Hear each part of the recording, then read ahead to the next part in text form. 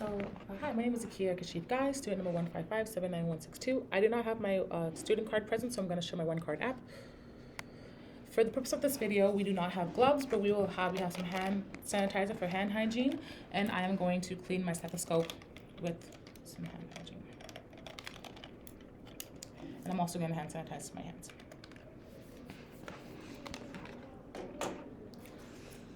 Hi, my name is Akia. I'm going to be your nurse today. Can I have a look at your ID badge? Can you confirm for me your first and last name? William Overton, Okay, and can I have your date of birth? March 10th, 1931. So, Mr. Overton, I'm here today to do a head-to-toe assessment, as I heard you fall about 2 to 3 days ago. Is that correct? Yes. Correct. Okay, now are you, I'm gonna just draw the curtains for some privacy. Do you have to use the bathroom? No. Are you feeling any discomfort? No. Okay, so we're gonna go ahead. For starters, I'm gonna do just a quick general survey. It appears that your skin color is in accordance with your ethnic background. I don't see or smell any odors present. My patient's posture looks upright. My patient looks relaxed. I don't see any signs of distress. My patient's height is proportionate with my patient's weight. My patient, once again, no signs of distress. My patient looks comfortable, receiving eye contact, great verbal communication. My patient is dressed accordingly to the weather outside. And in terms of my patient's work of breathing, I don't hear any shortness of breath or any distress. So, Mr. Overton, can you tell me today's date, please? November 23rd, 2023. Okay, and do you know the time? It's morning time. Morning time. And do you know where you are? The hospital. Hospital. So my patient seems alert, conscious, and is orientated ×3. I'm gonna have a look at my patient's head. Off first inspection, my patient's head seems proportionate to my patient's body. No involuntary movements, no edema or masses or any bumps present. I'm gonna test for cranial nerve number 7, which is the facial nerve. I'm gonna do a few things with my patient. I'm gonna have you frown. Great. I'm gonna have you smile with some teeth, showing teeth. Great. I'm also gonna have you lift your eyebrows up. Perfect.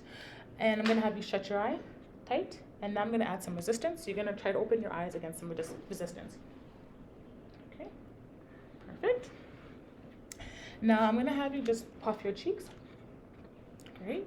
Now it appears that cranial nerve 7 is intact. The symmetric is symmetric. I'm gonna look at my patient's eyes. Now my patient's eyes, my eyelashes are evenly distributed bilaterally on both eyes. I'm gonna have a look at the conjunctiva, which is the pink, just to make sure that it's pink and that there's blood vessels present.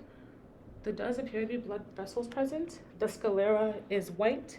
Also, the palpebral fissure is an even distance amongst both eyes. What else? I don't see any discharge present. I'm gonna just feel for the lacrimal gland as well, just to double check. Yep, no discharge present. Now, I'm gonna try, I'm gonna test for cranial nerve 3, which is called the oculomotor nerve. Gonna look for the pupil size using my pen. My patient's pupil size is about a 3 mm, which is in the normal range. I'm gonna, it's like that bilaterally as well. So now I'm going to do some consensual and direct, direct and consensual light. Okay, pupils are consensual and constrict, both pupils. We're gonna do the perla/accommodation. I'm gonna have my patient look in a far distance. I'm gonna use my index finger, bring it close to their face. So have you look in a distance? Pupils constrict and converge. So that tells me that cranial nerve 3, oculomotor, is intact. I'm gonna look at my patient's ears to see if it's symmetric. My patient's ears is symmetric. I don't see any discharge coming out of my patient's ears. I'm gonna have a look at my patient's nose and sinuses. So my patient's nose is midline. I don't see any discharge visible or any crusting visible, as well as, yes, appears midline. So now we're gonna have a look at my patient's mouth and pharynx. My patient's lips look hydrated. I don't see any lesions. My patient's lips look pink. So I'm going to test for a few different nerves. I'm going to test for cranial nerve 9, which is called the glossopharyngeal nerve, sorry for the pronunciation, as well as cranial nerve 10, which is the vagus nerve. So I do not have a tongue depressor, but for simulation, I will simulate with a tongue depressor. So I'm going to have my patient say ah. So can I have you say ah? Okay, so my patient's ulva and soft palate is rising when they say ah. So that tells me that cranial nerve 9 and 10 are intact. Next, I'm going to test for cranial nerve 12, which is called the hypoglossal nerve. I'm going to have a look at your tongue. My patient's tongue is midline. Can I see you move your tongue side to side? Beautiful. Now, can you say light, tight, dynamite? Light, tight, dynamite. Okay, there's no signs of tremors, so that tells me that cranial nerve 12, hypoglossal nerve, is intact. I'm gonna have a look at my patient's neck. My patient's head is erect and aligned with my patient's body. The skin color is appropriate to my patient's ethnic background. I don't see any lesions, scars present. In regards to my patient's trachea, the trachea is midline. Now I'm going to palpate for my patient's thyroid gland to see if that is palpable. I'm going to move the trachea aside. My patient's thyroid gland is not palpable and it is discrete. Now I'm going to palpate my patient's carotid artery. I'm going to just have you turn your face facing that way. And I'm going to count for 30 seconds. So my patient's pulse is, well, the rhythm is about 2+. The pulse is a 30, so I'm going to times that by 2, about 60 beats per minute, and I'm going to test the other side as well.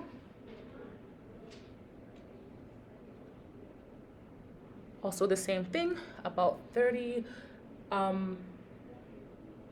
beats in 30 seconds, times it by 2, so 60, and it is bilateral.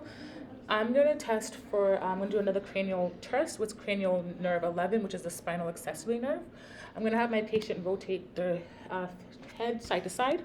If you can just rotate side to side, your head. Okay, now I'm going to add some resistance. So you're going to push against my hand.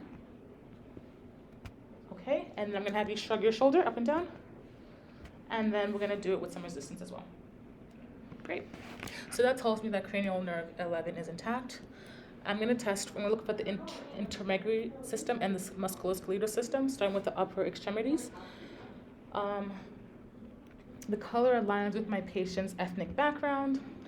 I don't see any swelling or edema present. Now, my patient does have bruising on the upper bicep due to my patient's fall. Some ecchymosis, or also as mentioned, bruising is present. Now I'm going to palpate bilaterally and just feel for the temperature. My patient is warm to touch. I don't feel any bumps, lumps, lesions, edema. My patient's skin is also dry to the touch bilaterally. And now I'm just going to palpate the radial pulse. I'm going to do it simultaneously, so together. And I'm going to do it for 30 seconds.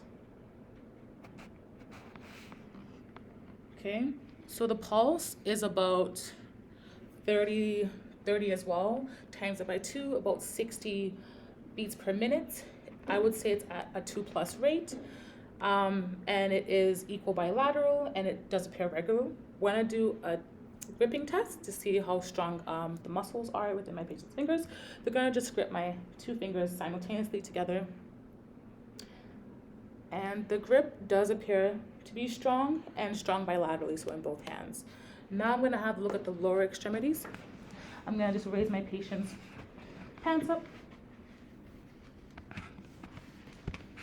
So off first glance, my patient's skin color is in accordance with my patient's ethnic background.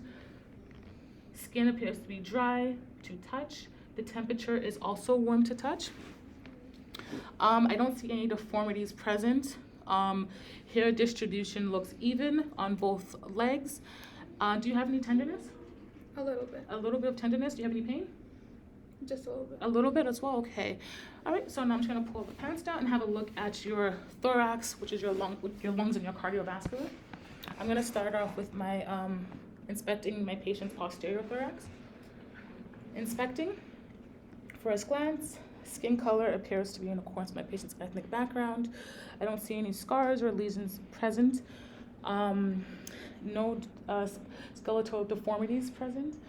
And also, I'm going to palpate using my hand and just to see if there's any lumps, bumps, or masses. Okay. Do you have any pain or tenderness upon touch? No? Okay. I'm gonna just make sure that the chest expansion is symmetric. So I'm gonna just have you move forward a little bit.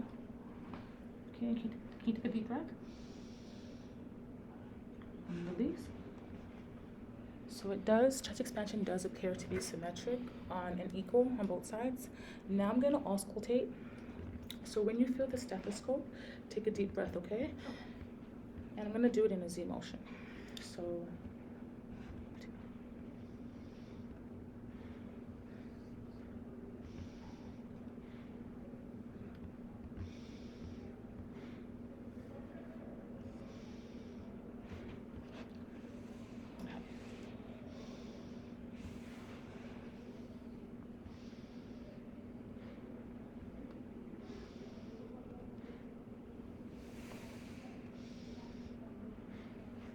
on the sides and the other side. Okay, trying to turn it back around. So clear blood sounds were present. I didn't hear any crackling, any wheezing, and that indicates that there is no brooding, and brooding just is an indication that there might be a plaque or a buildup. I was able to hear broncho-vesicular as well as vesicular sounds present. Now I'm gonna have a look at the anterior thorax. I'm gonna just count my patient's respirations.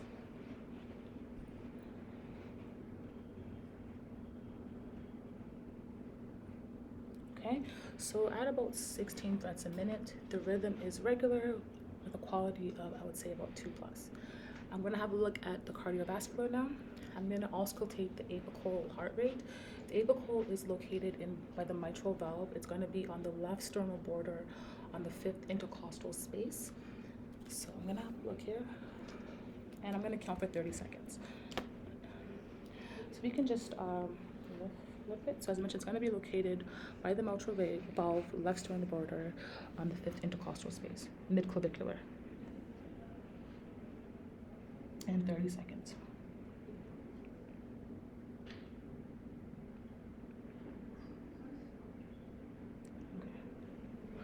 So I got a rate of about 34. So I'm gonna times that by 2. So I got about 68 beats a minute. The rhythm was regular. I heard both S1 and S2 sounds by the apex and the base. No S3 and S4 sounds were heard. But I am, yes, were heard. Now I'm gonna have a look at my client's abdomen. I'm gonna have my client lay on the bed here. We have a pillow here and a blanket for to help cover my patient.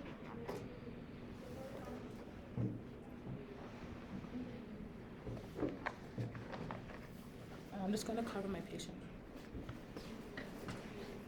So now we're gonna have a look at my patient's abdomen. Make sure that my patient is properly covered. I'm gonna expose her stomach. Based on first glance, my patient's skin color is in accordance with my patient's ethnic background.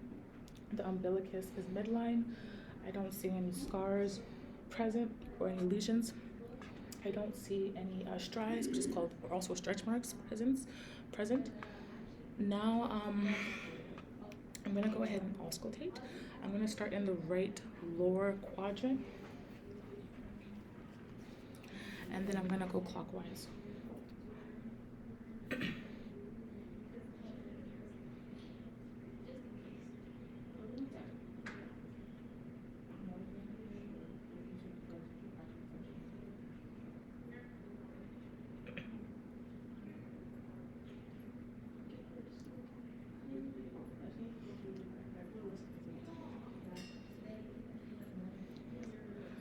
Okay, now The goal is to hear about 5 to 30 bowel sounds a minute in each quadrant.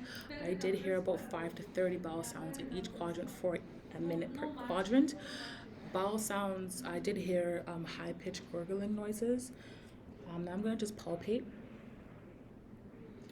And I'm going to go in a circular motion.